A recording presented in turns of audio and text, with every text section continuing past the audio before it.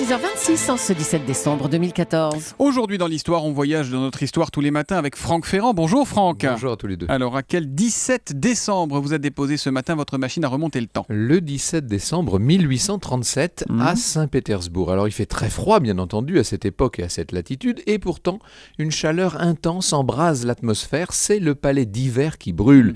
Et vous imaginez un peu ce que peut donner un incendie qui se propage dans un bâtiment d'une telle dimension. Le palais d'hiver s'étend sur les bords de la Neva, le fleuve qui traverse la ville.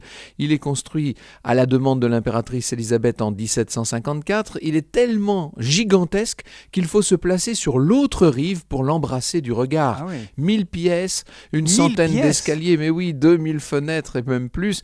Tout ça dans un faste, une splendeur, une majesté sans équivalent. Nous sommes au cœur de la puissance du gigantesque empire russe. Sauf qu'en ce 17 décembre 1837, le palais flambe, il devient un véritable brasier, une torche démesurée qui éclaire la Neva et se reflète dans ses flots. Le vent violent qui souffle n'arrange rien, évidemment. Alors on va tenter de pomper de l'eau du fleuve. 6000 pompiers et grenadiers sont mobilisés, mais rien n'y fait. Il va falloir 30 heures pour venir à bout du sinistre. Mais d'où est parti cet incendie, Franck ?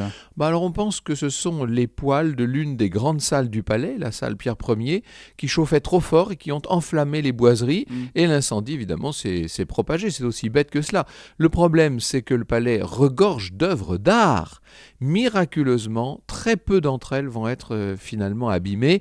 Vous savez que dans la précipitation, on en a jeté littéralement par les fenêtres et qui se sont retrouvées comme ça dans la neige. Et le palais en tant que tel, la structure, c'est quoi ? C'est un tas de cendres au bout de 30 heures ? Oui, plus ou moins, mais les œuvres sont sauves. Le tsar Nicolas Ier lance pratiquement tout de suite la reconstruction du palais d'hiver, et en seulement 18 mois, on va voir un nouveau palais d'hiver sortir en quelque sorte de ce brasier, ce chef-d'œuvre impérissable de l'art baroque tel que nous le connaissons aujourd'hui. D'ailleurs, vous savez qu'il change de couleur régulièrement. Ah bon ? Il est parfois vert, parfois bleu.